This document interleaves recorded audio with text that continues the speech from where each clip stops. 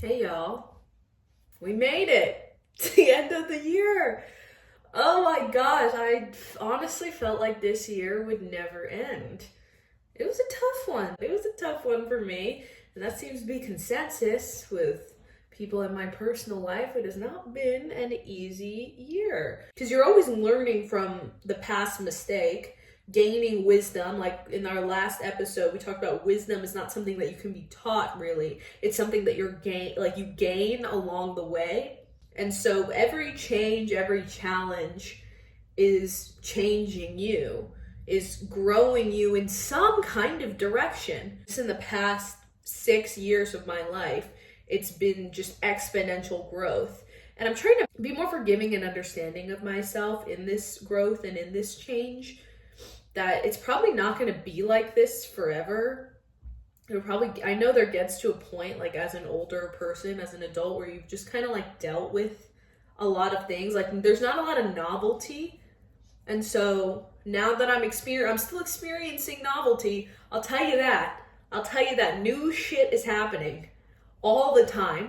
New perspective every day, it feels like. Don't always want it, but it is what's happening. And so today's topic, what parts of me are mine and what parts are mine to change? Like, what is being myself versus what is mine to grow and change into? Because I've been dealing with this. The past, honestly, this whole year. I've been exposed to different ideas and it's changed me and it's changed my relationships with people. And some people in my life are like, you're changing too much. You're changing who you are. You're not who you are anymore. You're changing. You're being brainwashed. You're changing too fast. You decided to adopt this thing too quickly for my taste. Or I'd never thought about this. Why are you thinking about this so deeply? My claim is discomfort in changing something about yourself doesn't necessarily mean the change is wrong. Every day in yoga, when I'm teaching, I talk about needing the discomfort. That the discomfort of the yoga practice is the practice for the discomfort of the change in life. So nothing can grow in an easy, simple environment. You need a bit of pressure, a bit of the right ingredients to create something that grows up. It can't just stay the same, taking in the same content, taking in the same Netflix shows, the same YouTube people, the same books. Oh my God. I went on a date with somebody who told me mind you, he was 22, told me his favorite book he's ever read was Harry Potter. Okay, your coping mechanism isn't who you are.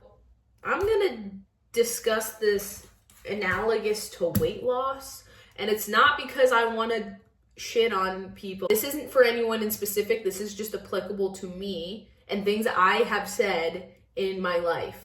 I say, if I wasn't meant to be in this type of body, then it wouldn't be so hard to lose weight. Yeah, I'm sure you've heard that before. Being like, I'm not meant to be smaller. I'm not meant to be skinnier because it really is hard to lose weight, or I have to starve myself, which is rarely ever true. Actually, just a technique that you need to have. And I only understood this once I had lost 20 pounds. And I was like, okay, actually, I was kind of just eating whatever I want. I was just eating less. Overall, it is still hard. It is still hard to go from eating what you were eating to eating less. But that doesn't mean I was supposed to stay where I was, which was overweight. Hard is actually the price and the requirement for change. If it was easy, everyone would do it. Pre-Ozempic, trying to lose weight, it's hard. And even on Ozempic, it's still hard. It can make you nauseous, makes you not feel the best, honestly. And I know many people personally who are on it, and I have no issue with that at all. I think it's awesome that they've created this drug that works for people. But it's also hard. And that doesn't mean you're not meant to change it. So we're talking about the physical exterior in that example. But really what I'm trying to get down to is personality traits. Okay? So I was in a relationship this year, and I was dealing with a lot of emotional regulation issues. I didn't think I could change at that time. It was hard. It was really hard. And my ex was like, you can change this about yourself. And at the time, I did not want to hear that. I was like, no, this is just who I am. What do you mean? I am just this emotional. I am crying often. Like, this is just who I am. This is how I've always been. Don't you understand that I'm never going to be able to change? And he was like, okay, well, I can't deal with this. And I was like, wait, what? That's not fair. It's not fair to break up with somebody over something they can't change. But it was fair. I mean, I wasn't treating him very well. And my behavior was becoming a problem. But that kind of broke my brain a little bit, because I truly did have that belief of like, this isn't something I can change. This is just who I am. But perhaps maybe it wasn't just who I am. Perhaps it was a defense mechanism of some sort. A coping mechanism, if you will. That's like people who their personality is like Squidward. Like, just generally rude, cynical, disingenuous, sarcastic. And people did love Squidward. Like, SpongeBob still did love him. And people can still love you for who you are, but maybe that isn't exactly just who you are, is what I'm saying. And if the people that are interacting with you in your life are not the kind of people you want to be around, like Squidward was not like loving on SpongeBob and Patrick, but he still, like, they still loved him and he still had that, but he wanted to be friends with different people or have a different life. This is such a funny example, but it's true. It's a cartoon. He's not going to change. He's a character that was written by somebody. But us as people, we were also written by somebody. We were created. And the life experience that we have over and over creates different defense mechanism, different coping mechanism that creates our personality. So why can't we undo that? And it's not easy. It's not easy to rewire your brain. And look, I'm not an expert on this. I've never claimed to be. Never claimed to know anything, really. This is just what I observe, okay? Go to a therapist if you want that. This is a free video on YouTube. Okay, take that with a grain of salt. I just know from my own experience in trying to change that it is hard. It is possible to go from being rude and cynical, disingenuous, sarcastic, to kind, hopeful, and earnest. Because it's your mind, it's your reality, and you have control over it. Whether you want to be on the fringes or you want to be an outlaw to most people, like, that's cool too. It's your life. I'm talking about for people who want to change. I'm not saying you have to change. I'm saying that if you do wish you could change, you can. Different traits, negative traits that we ascribe to ourselves that aren't necessarily set in stone. I hate to go here, but I'm gonna go here. If people can change their entire gender, that's something that we as a society are generally accepting. Why couldn't you change your personality? And so, right, so I'm going from I'm highly emotional, right? And before, it was emotional dysregulation. This is just who I am. I am just highly emotional. I just cry all the time. This is just what it is. And having to change that to emotional awareness and going, this is what I'm feeling, and not letting the emotions control me, but instead allowing myself to feel, moving through the motions of the emotion, and then gaining control and composure back and going, okay, we're okay. This doesn't have to ruin my day. I can have this brief period of emotionality. I can stop it right now and then I'll save it for later and we'll do that then. And that's okay. That's okay. I don't need to be an emotional wreck most of the time. The coping mechanism, right? For me, it was crying. That was my coping mechanism. Doesn't necessarily, isn't who I am. It's like, no, that's a way to cope. And it's a valid way to cope, but I can't do it right now. So we need to find a new way to cope, a new little coping mechanism we can do that makes you a more comfortable person to be around. Okay, it's inappropriate if I start bursting into tears at random times. It's just inappropriate. Even if I'm on the phone with somebody who I love, if I'm not taking into account their own, what they're dealing with, and it's every day, and I'm having emotional outbursts, that's inappropriate. The counter argument to that is like, well, we shouldn't have to change for other people. But then the question is, what would you change for?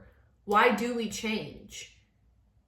If we didn't have to deal with other people, we would never have to change. Changing for somebody else because we think it'll make them choose us, like, it probably won't. And if it's not something you also want to change, it's not going to work. But if you want to change because someone is influencing you and saying like, hey, this is causing a lot of strain on our relationship. Have you considered maybe working on this? Because it's not enjoyable for anybody when you are completely out of control. It's not, and it's something that is hard to change if it's what you've always done. I've done this for 20 years of my life, and I didn't think it was manipulative, and I still don't. I never did it consciously to manipulate someone. But I am now aware of the effect that such an emotional outburst has on people. And I see that, no, even if I'm not doing it consciously to be manipulative, it does have an effect that people take as a manipulation. Choosing loving kindness and honesty will always make it go better. And it's not you saying, you need to change for me. It's saying, hey, you seem like you're struggling with this. Is it something, do you think you want to change? And not taking it personally and going, this is just who I am. And I'm saying all this because this is what I did. This is exactly what I did. And it completely ruined my relationship. And I'm not going to blame everything on me. Not everything was my fault. It takes two here. I'm not going to say that, but all I can acknowledge is where I went wrong and where I don't want to go wrong in the future. And I think this is something that men have to do really well. And only recently have I realized that there's also a way for women to do this well. And the way I would say this for men is like, men are capable of immense violence. This is an adapted evolutionary behavior that is necessary for the survival of our species because women need protection from men, not just from other people, but from conditions in the world. Men need to be able to be strong, to be able to defend, to be able to cause immense violence if needed, but also they have to be able to hold it back completely. They need to be able to keep it restrained, but then bring it out at a moment's notice if needed. And women need to learn to do that too, emotionally. As a woman, I have a hard time with my emotions, keeping them regulated, but also it's something that is an inherent good in women to be able to nurture, to be able to have emotional intimacy, to be able to connect deeply through emotions is the most beautiful thing in the world. Like, it's so amazing. And the reason we have such a close bond with our children, with partners, with all of that is because of this emotional maturity that women have. But on the shadow side of that, if you're not able to keep it under control, if you're just feeling all over the place, you get problems like the ones I had this year, where I could not emotionally regulate myself and I needed my boyfriend to do it for me, and he got fucking sick of that, I would get sick of it if he was constantly like going on benders and I had to be the person to like calm him down. Like, that would get old. Like, I think that is the equivalent to how I was behaving. That is the toxic femininity side. Things can be simple. Another example is like, for, let's say like you're a woman, you're talking to your boyfriend, you can be like, you're so mean, you say rude stuff all the time, you think it's funny, but it makes everyone uncomfortable. Okay. Or you can say, hey, sometimes I feel kind of bad about the things that you say. I know you mean it to be funny, but it makes me feel insecure. Is that your intention? Having it be a question of like, is this how you want to be? You want to come off as rude and make people feel bad without saying like, you're a piece of shit, you're a manipulative piece of shit, you're mean, you're whatever. You can just say like, hey, is this how you want to come across? If so, okay, this might not work. If not, okay, let's work on it. Let's change it. Hey, you can change. People who love you might even be able to see those things about you, those blind spots, much better than you can. That's why you learn so much being in a relationship, because when you're on your own, and you don't have to change for everyone, you can be totally selfish and say like, nope, this is my way of doing things. I do it this way. This is mine. There's nothing wrong here. And then as soon as someone comes into your life, they start to disrupt that. And you realize things about yourself. And you go, oh, that is kind of difficult. That is kind of difficult, I would imagine, for somebody else to come into. And that's why the idea that we shouldn't change for someone else is absurd. If we only ever had to be by ourselves and we didn't have to deal with other people, we would never have to change, because we would be so fine just doing things our way. So I think it actually is okay to change for people.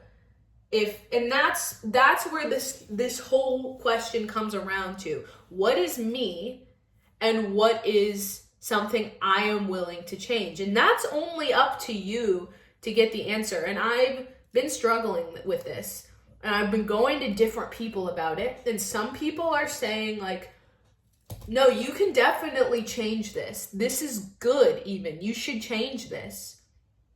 If you're feeling this way, if you feel like bad about your behavior or bad about the way things have been going and you don't want it to continue this way, you should change this about yourself. Some people in my life who are like, no, you're changing too much. You shouldn't have to change. And I can see the difference. Like, there's the people in my life who've known me for a lot longer who are like, no, you shouldn't change. Like, you're great. Like, I've always known you to be this way and I love you.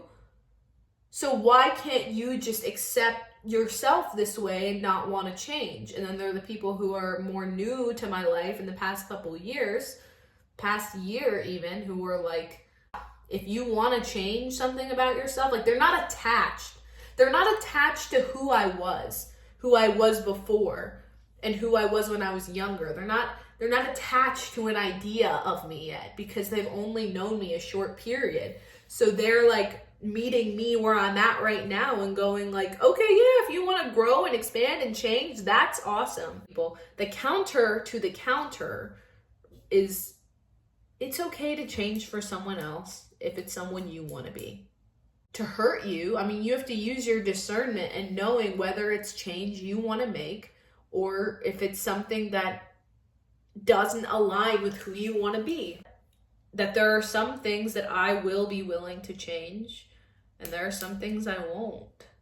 And I think everybody should have those. But to say it as like a hard and fast rule, you should never change for someone else, is kind of ridiculous, because we must change to grow. We must change to continue growing with someone in a relationship. And so with that, you sometimes have to leave the old parts of you behind. The old parts of you that other people in your life loved. That's the hardest part, is other people loved that version of you. You were always loved. If you were loved before, it's uncomfortable to change it, because other people don't want that, because they love that version of you. And so the whole point is change is good. Restraint is good. Changing for someone else is also good if it creates harmony. There is a sacrifice that has to be made by everyone for harmony, for the greater good of society, for a family unit, for a working relationship. I should be able to just be myself. No, we all have flaws. And you can love someone and accept them with those flaws and see them for what they are and know that they're gonna have these flaws, but also it's still our part as people to work on them. And it does take work. It is not easy. Nothing about it is easy. It is hard to undo years of learned cope. It's also extremely humbling. It is extremely humbling to say like, oh, I'm really bad at this. And it's something I really need to work on. And you're much better at it than me. And I humbly ask you for your help. Because to have someone see you, to see the parts of you that you can't see and address them, they're incredibly brave. It's incredibly brave of someone to come to you earnestly and point out something that you need to change. Not just for them, but for you. It's brave. And of course you want to fight back. You don't want to be seen. You want to immediately go into defense mode of like, no, how could you see this part of me that is so ugly that I knew about, but you're seeing it now, and oh, it comes up with all these insecurities. You want to defend, but to meet it with humility, to say like, thinking about it and go, yeah, you're right. I need help. Wow. Anybody who loves you will only love that response. Changing for someone else isn't a bad thing. To become the truest version, most healed version of yourself, you often have to change. And you have to be careful about who you take advice from, because some people aren't even willing to see those things in themselves. They want to tell you you're perfect, you're doing great. I think you see that more because, like I said, it's brave for someone to point out your flaw and to say you should work on this. Kindly, of course. It's very easy to tell someone you're great as you are, you're perfect, you don't need to change. You don't need to change because that confirms something in themselves. If you don't need to change, then I don't need to change. But if you need to change, shit, that says something about me. Now I have to look at that thing, especially if I struggle with the same thing.